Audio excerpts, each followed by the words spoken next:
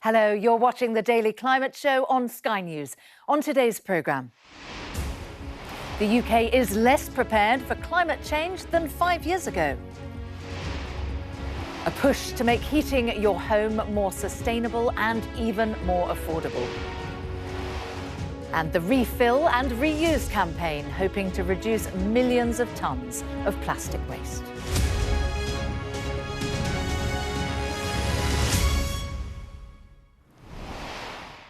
Hello and welcome to the UK's only daily climate news show where we track the changes happening to our world right now and we meet those who are coming up with the solutions.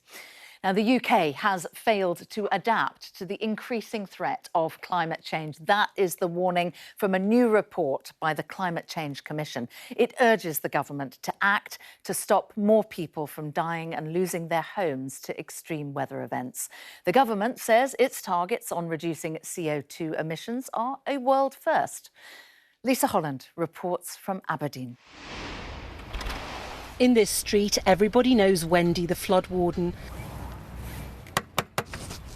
When the heavy rains come, she goes door to door, warning that danger is imminent. Morning, John. How are you today? She says living with the impact of climate change can be terrifying. It is really frightening because there's very little that you can do to mitigate against the river and the weather and the tide. But at the end of the day, you're still at the mercy of the elements, as it were. A £20 million flood defence scheme is being built in the Aberdeenshire town of Stonehaven, a place so prone to flooding that the River Carron can burst its banks within just an hour or so of the alarm being raised. Lillian has had her house flooded twice before. The older you get, the scarier it gets because you don't cope with it the same. You're frightened to leave your home. If you see the rain, you just don't go out. By 2080, this river will contain a third more water because of climate change. Temperatures are rising and so are sea levels, but government advisors say the UK is not prepared for what lies ahead. And the threats posed by climate change are getting worse, with criticism that the government's response is inadequate. Lisa Holland, Sky News, Aberdeenshire. Well, let's just remind ourselves of the situation so far. UK land temperatures have risen by around 1.2 degrees Celsius from pre-industrial levels. And sea levels here have risen by 16 centimetres since 1900, with an increased risk of flooding. And since 2018, over 4,000 heat-related deaths have been recorded in England. That's according to this assessment. Even under the most ambitious emissions cut scenarios, the UK is likely to experience around an additional 0.5 degrees Celsius increase in annual average temperature by 2050. But in the last 5 years, since the publication of the previous report, more than 500,000 homes have been built that are not resilient to those rising temperatures. Well, a government spokesperson has responded to that report, saying the UK was the first major world economy to set a target of net zero greenhouse gas emissions by 2050. Our plan to further reduce emissions in 2035 by at least 78% compared to 1990 levels is the highest reduction target by a major economy to date. We welcome this report and will consider its recommendations closely as we continue to demonstrate global leadership on climate change ahead of COP26 in November. Well, let's speak now to the Chief Executive of the Climate Change Committee, which published the report, Chris Stark. Chris, good to talk to you. A poor report card you've given the government there. What are you recommending? We looked at 61 separate risks, also some opportunities. And what we've found is, I'm afraid that the UK is not preparing anywhere near as adequately as you might expect that we are for those risks. And these are real issues. Your report raised some of them. So I think people in this country need the government to put better plans in place to manage those kind of climate risks. And we've done in this report something I think we haven't been able to do before, which is to give a much more integrated sense of the steps that we need to take, not just to tackle these risks, but also to manage net zero itself, which we think will be undermined if we don't take these steps to adapt to climate change.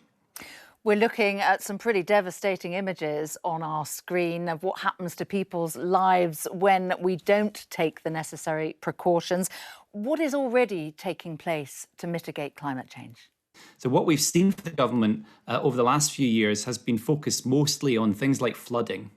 Now, that is a really important hazard that comes from climate change. We haven't seen them focus on a whole list of other risks, which frankly, we have been raising with them now for several years. Things like overheating in buildings. Now, this is a really hot day for large swathes of the country. It's not for me in Scotland, I should say, but for in the southeast, it certainly is. And we see overheating now as a bigger and bigger climate risk. That's something we've been saying for more than a decade to the government.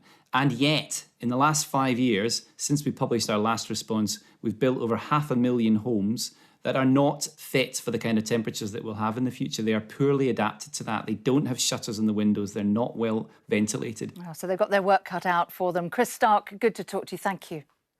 Thank you. So we've heard the warning and the recommendations. Well, now let's take a look at our data dashboard. This shows the level of human-induced global warming since the Industrial Revolution, just over 1.2 degrees, and it's ticking up the whole time.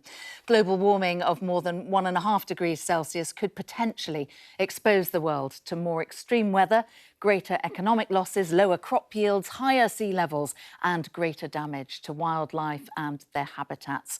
And this figure here, this is the total amount of global CO2 emissions, 2.41 trillion tonnes, and again, ticking up while we watch it. Well, let's take a look at some of the day's other climate news now. And companies in Australia are being asked to suggest offshore locations where carbon dioxide can potentially be buried. It's part of the Australian government's plan to help cut emissions. The country already has the world's biggest commercial carbon capture and storage project, where CO2 is being injected under Barrow Island, that's off Western Australia. It contributed to a 5% fall in Australia's carbon emissions last year. A 19th century painting has inspired plans to develop the landscape of a National Trust property in Devon.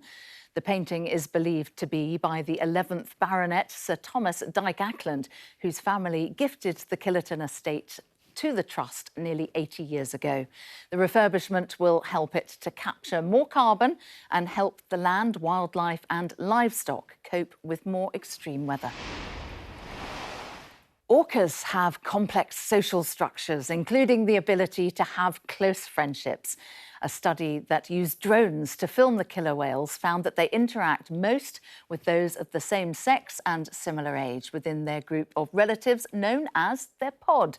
Researchers at the University of Exeter found that as they get older, orcas tend to grow apart. There are believed to be around 50,000 of them left in the wild. Now, with the weather like it is at the moment, it's hard to imagine, isn't it, needing to heat your home. But with climate change can come extreme weather, and there are now calls for a fair heat deal to make moving from fossil fuel boilers to clean heat pumps more affordable. Now, currently, heat pump installation can cost as much as £10,000. The proposed fair heat deal, though, would include free heat pumps and insulation for fuel-poor and low-income households and grants for everyone else. According to the Energy Saving Trust, replacing your old gas boiler with a standard air heat pump in a 4-bedroom detached house could save you around £375 a year. And switching from an old gas boiler to a heat pump system could reduce household CO2 emissions by as much as 4,700 kilograms a year. That's the equivalent to taking 2 cars off the road, or it's as much carbon as driving from London to Bristol 140 times. Well, the senior policy advisor at the independent climate think tank E3G, Juliet Phillips, joins me now. Juliet, good to talk to you. It's important to remember, isn't it, that what goes on in our own homes is just as important as what the big companies are doing. Yes, absolutely. And with heating our homes representing around 14% of the UK's greenhouse gas emissions, even on a hot day today, it's still a really important topic to be discussing. And what else do you think that the fair heating deal should do? So the Fair Heat deal sets out a number of different requests to mainly Treasury, focused on rebalancing the costs of heating and paving the way forward, including things like covering all the costs for low-income households, as well as providing attractive incentives for those who do have support and are able to pay for them, some measures themselves, as well as focusing on the consumer protection side, recognising, it's quite a big change going into a home and changing the heating system. So it's really important that high quality installations are being supported across the country. Juliet Phillips, really good to talk to you. Thank you. Thanks a lot. Now, have you ever refilled a soap bottle or filled a container with cereal or pasta in a store? Well, if not, here is how to join the refill revolution.